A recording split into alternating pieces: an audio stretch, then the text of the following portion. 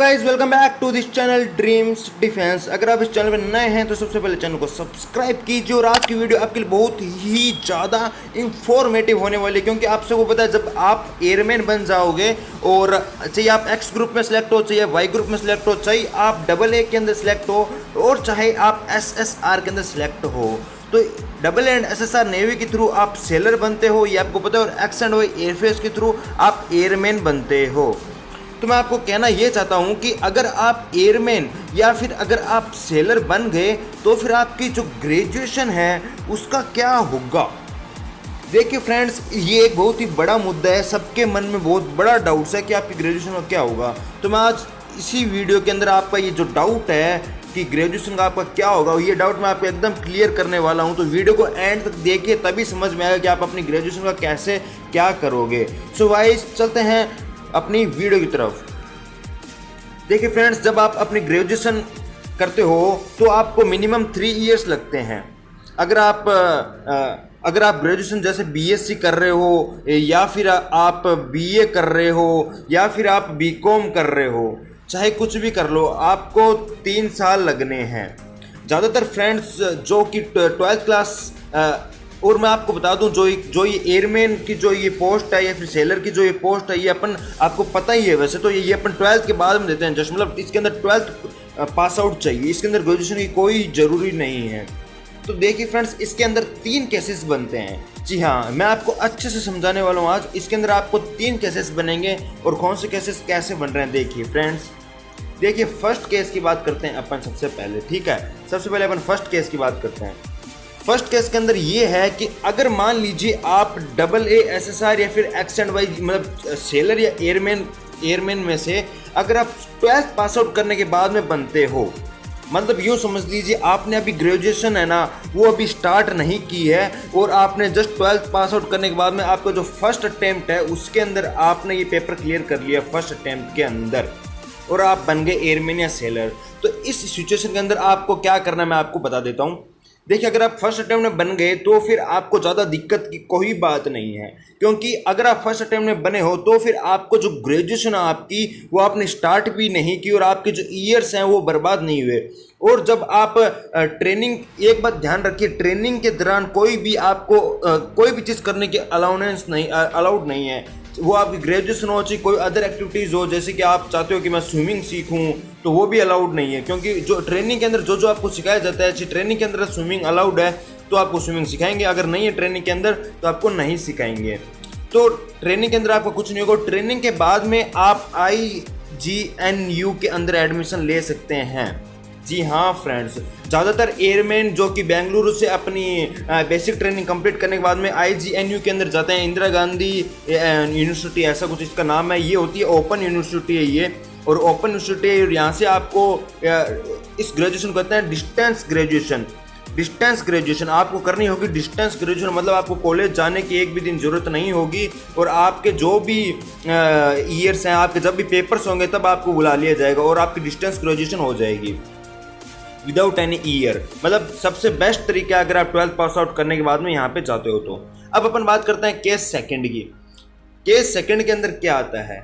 देखिए, case second का मतलब है कि अगर आपने 12th कर ली है अपनी, और उसके बाद में आपने फर्स्ट ईयर कर लिया है, और उसके बाद में आप लगे फर्स्ट ईयर करने के बाद में, मतलब आपका ग्रेजुएशन का 1 साल कंप्लीट हो चुका है और 2 साल अभी बाकी हैं, और आप 1 साल करने के बाद में एयरमैन या सेलर बन चुके हो।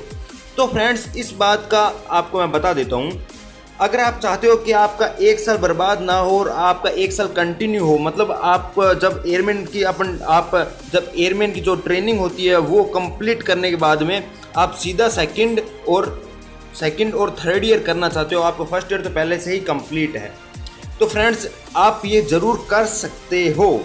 जी हाँ फ्रेंड्स, आपको क्या प्रोसेस होता है इसका मैं आपको बता दूं। मैंने यही एक एयरमैन से पूछा है जो कि फर्स्ट ईयर करने के बाद में लगा था, और उसने मुझे ये बताया। और मैंने कहाँ पे पूछा है, मैंने पूछा था इंस्टाग्राम पे, और काफ़ी मेरे एक दो मेरे सब्सक्राइबर्स भी ऐसे हैं जो मुझसे अभी भी कॉन्टेक्ट रखते हैं, और उन्होंने भी मुझे काफ़ी जानकारी दी थी कि अपन ग्रेजुएशन का क्या कर सकते हैं।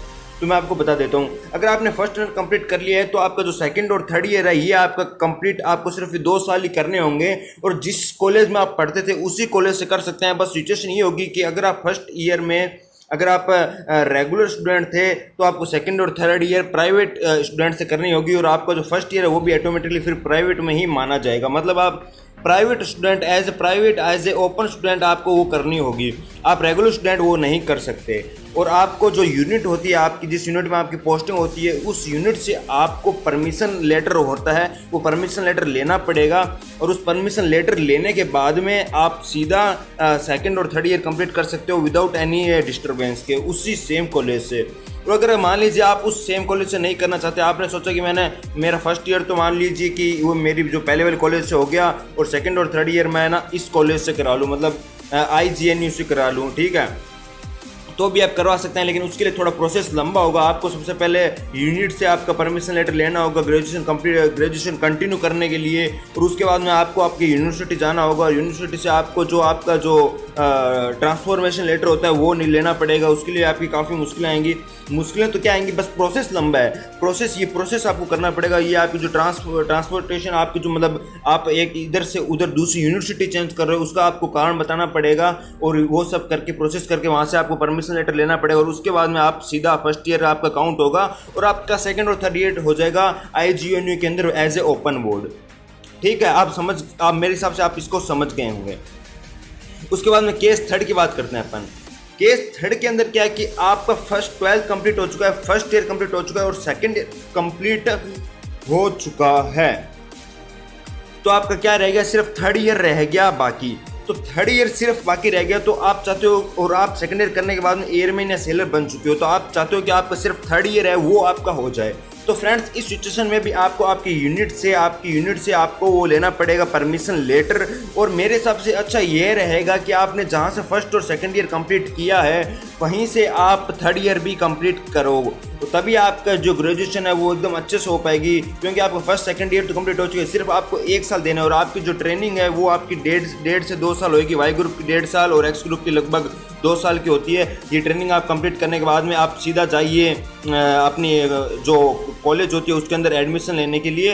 एडमिशन मतलब आप रिन्यू कराने के लिए, कि मैं जैसे कि आप फर्स्ट और सेकंड ईयर करने के बाद आप एयरमैन या सेलर बन गए, और उसके बाद में आपने 2 साल तक ग्रेजुएशन नहीं की, और फिर आप थर्ड ईयर मतलब 2 साल के बाद में अगली ईयर जाके आप कहते हो कि मेरे 2 साल कंप्लीट हो चुके हैं और मुझे थर्ड ईयर कंप्लीट करना है, तो उस सिचुएशन में आपका थर्ड ईयर कंप्लीट वो करा देंगे। आपको जो कारण है, जो परमिशन लेटर है, वो सब आपकी यूनिट से लेना पड़ेगा। और एक चीज़ और, एक कोर्ट जो आपका डिस्ट्रिक्ट कोर्ट होता है वहाँ से भी आपके परमिशन लेटर लाना पड़ेगा किसी एडवोकेट से, कि आपने क्यों नहीं की, बीच के 2 साल आपने क्यों गैप रखा। तो वहाँ से आपका जो यूनिट का जो परमिशन लेटर होता है वो आपको डिस्ट्रिक्ट कोर्ट के अंदर एडवोकेट को दिखाना होता है, और वो एडवोकेट आपको एक फिर परमिशन लेटर जारी करता है, वो आपको यूनिवर्सिटी में जाके देना होता है। और यूनिवर्सिटी वाले आपका सीधा डायरेक्ट फिर आपका थर्ड ईयर के लिए अप्लाई करने के लिए आपको अलाउ कर देते हैं। और आप थर्ड ईयर का जब एग्ज़ाम फॉर्म आए तो आप सीधा एग्ज़ाम फॉर्म भरें थर्ड ईयर का, और है ना उसके बाद में आप अपना एग्ज़ाम्स दीजिए एज ए डिस्टेंस ग्रेजुएशन। मतलब आपको सिर्फ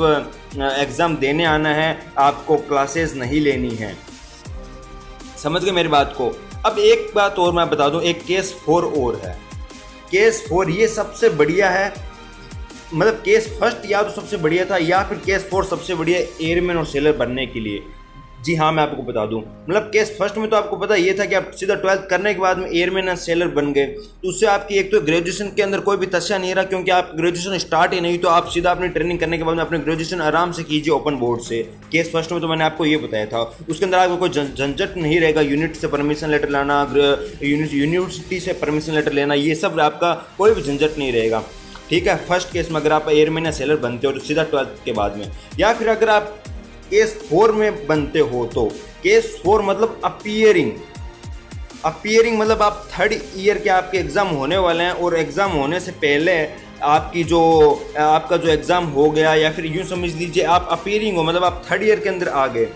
और थर्ड ईयर अंदर आने के बाद में जब आपका जो एग्ज़ाम हुआ, आप एग्ज़ाम दे के आए, आप थर्ड ईयर के बाद, एक बात याद रखिए, जो इंटेक होता है, कोई भी इंटेक हो, वो पूरा का पूरा 1 साल लेता है आपकी जॉब देने में। तो आप सेकंड ईयर के अंदर आपका जो एग्जाम दोगे तो आपको थर्ड ईयर में आपकी जॉब आ जाएगी, तो 1 साल रहेगा, जो कि मैंने आपको केस 3 में बता दिया। लेकिन अगर आप केस 4 के अंदर आप थर्ड ईयरिंग अपीयरिंग हो और फिर आप अपना एग्जाम देते हो, थर्ड ईयर अपीयरिंग में आप अगर एग्जाम देते हो थर्ड ईयर अपीयरिंग में, तो फ्रेंड्स क्या होगा कि आपका जो 1 साल लग जाएगा आपकी ज्वाइनिंग आते आते, और 1 साल लग जाएगा ज्वाइनिंग आते थे, और आपकी ग्रेजुएशन है वो होते ही सीधा आपको ज्वाइनिंग मिल जाएगी। मतलब आपकी ग्रेजुएशन के बाद में एक भी साल बर्बाद नहीं होगा। और जिन कैडेट्स की ये इच्छा रहती है कि मैं एयरमैन या फिर सेलर बनने के बाद में ऑफिसर लेवल की तैयारी करूं, एज ए CDS से करो, चाहे वो FCAT से करो, चाहे वो AACC से करो, किसी से भी करो, तो ये सब उनके लिए सबसे अच्छा ऑप्शन है। क्योंकि आपकी 4th केस के अंदर आपकी जब ज्वाइनिंग आएगी तब तक आपकी ग्रेजुएशन भी हो जाएगी, और ग्रेजुएशन हो जाएगी तो आपकी जब ट्रेनिंग के लिए जाओ तो ट्रेनिंग के साथ साथ आप अपनी ग्रेजुएशन और बाकी की चीज़ें हैं वो ग्रेजुएशन आपकी कंप्लीट हुई भी होगी, तो सीधा आपको बस अपनी वो तैयारी करनी है CDS और FCAT की, और आप सीधा अपना ज्वाइनिंग लेटर या फिर आप सीधा रिकमेंडेड हो सकते हो। उसके लिए आपको इंतज़ार नहीं करना पड़ेगा। क्योंकि एक बात रहती है फ्रेंड्स, तो ये सब चीज़ें मैंने इंस्टाग्राम से 1-2 जनों से पूछी, वहाँ से मुझे पता चली, और बाकी मेरे जो फ्रेंड्स हैं, जो मेरा सर्किल है, जो मेरे सब्सक्राइबर्स हैं, वो जो एयरमैन बने हैं उन्हीं के थ्रू मैंने ये सब वेरीफाई किया है। तो ये एक वेरीफाइड न्यूज़ है, ये सब होता है आपकी ग्रेजुएशन के साथ। अब आपको मैं एक चीज़ और बता दूँ फ्रेंड्स, तो जो बच्चे एयरमैन या फिर सेलर से अगर ऑफिसर बनना चाहते हो आप ऑफिसर, तो सबसे अच्छा क्या होता है कि आप केस 4 के अंदर एयरमैन या सेलर बनिए, जिससे कि आपकी ग्रेजुएशन होने के जस्ट साथ ही आपका ज्वाइनिंग लेटर आ जाए और आप एयरमैन बन जाओ। और जब आप ट्रेनिंग के दौरान जाओ तो आप अपनी तैयारी शुरू कर दीजिए, एज ए CDS की तैयारी शुरू कर दीजिए, चाहे आप FCAT की तैयारी शुरू कर दीजिए, क्योंकि आप दोनों में एलिजिबल हो, क्योंकि आपकी ग्रेजुएशन हो चुकी है। ठीक है। और इससे एक फ़ायदा ये होता है कि क्योंकि आपको पता है कि जब ये जो CDS और ये FCAT की जो भर्तियाँ होती है, इसके अंदर जो एज लिमिट होती है ये भी 20 से लेकर 24 साल तक की होती है। तो कहीं तो आपकी कहीं एज भी वेस्ट नहीं होगी केस 4 के अंदर। केस 4 के अंदर आपकी एज भी वेस्ट नहीं होगी, आप सीधा तैयारी करने के साथ ही चले जाओगे। बल्कि केस 2nd और 3rd के अंदर क्या होता है कि आपको 2 साल रुकना पड़ता है, तो 2 साल की आपकी एज खराब हो जाती है CDS और FCAT के लिए, और तब तक आप लेट हो जाते हो। फिर आपके पास ज़्यादा से ज़्यादा 2 या 3 अटैम्प्ट ही बचते हैं, और ऐसे आपके पास अगर केस 4 में आप लगो तो आपके पास कम से कम 5 या 6 अटैम्प्ट होते हैं, तो रिकमेंडेड के चांसेस हाई रहते हैं। ठीक है, क्योंकि आपको पता है काफ़ी जो कैडेट्स हैं, काफ़ी जो एस्पिरेंट्स हैं, वो अपने 5th या 6th या फिर 3rd 4th अटैम्प्ट में रेकमेंडेड होते हैं, और कोई तो 12 अटैम्प्ट्स में भी रेकमेंड होते हैं। तो आपके पास काफ़ी चांसेस रहेंगे आपके रिकमेंडेशन होने के। तो मेरी मानिए, अगर आप केस 4 के अंदर मतलब अगर आप ग्रेजुएशन अपीयरिंग हो तब आप अपना फॉर्म फिल कीजिए, दिस इज ए बेस्ट। या फिर आप केस 1st के अंदर सीधा 12th करने के बाद में एयरमैन या सेलर बन जाइए। अगर आप नहीं बना तो कोई दिक्कत वाली बात नहीं है, बस आपको थोड़ा रुकना पड़ेगा, क्योंकि कई का एम ही एयरमैन और सेलर बनने का होता है। कई नहीं चाहते कि मैं ऑफिसर बनूं, क्योंकि उनकी स्पीकिंग्स और वो नहीं होती, उनको पता होता है कि मैं नहीं बन सकता। तो फिर आप कभी भी लगिए, case 1st 2nd 3rd 4th कभी भी लगिए, सारे आपके लिए बेस्ट हैं। तो मैं बेस्ट विशेष देता हूं आपको। और आप अभी जो आपका एग्ज़ाम हुआ है एयरमैन का X and Y ग्रुप का, उसका रिजल्ट भी अगस्त के 1st वीक के अंदर आने वाला है, 1st वीक के अंदर अगस्त के। तो आप 1st वीक अगस्त तक के वेट कीजिए, और उसके बाद आपका रिजल्ट आ जाएगा। और रिजल्ट आते ही आपको बहुत बहुत बेस्ट विशेष आपके फेज़ 2 के लिए और आपके आगे के एग्ज़ाम के लिए best wishes from the Dreams Defence. तो फ्रेंड्स, फ्रॉम टीम DD। तो फ्रेंड्स, मैं आशा करता हूँ कि आपकी वीडियो आज के लिए आपके लिए बहुत ज़्यादा बेनिफिशियल रही होगी और आपके लिए अच्छी रही होगी। तो मैं आपके लिए प्लीज़ आपसे मैं रिक्वेस्ट करता हूँ, प्लीज़ वीडियो को लाइक कीजिए और शेयर कीजिए ज़्यादा से ज़्यादा ये इन्फॉर्मेशन, और चैनल को सब्सक्राइब कीजिए अगर आप नए हैं तो, क्योंकि ऐसी ही इंफॉर्मेटिव वीडियोज़ आपको मिलती रहेगी। Thank you so much. खम्मा गणी, जय हिंद।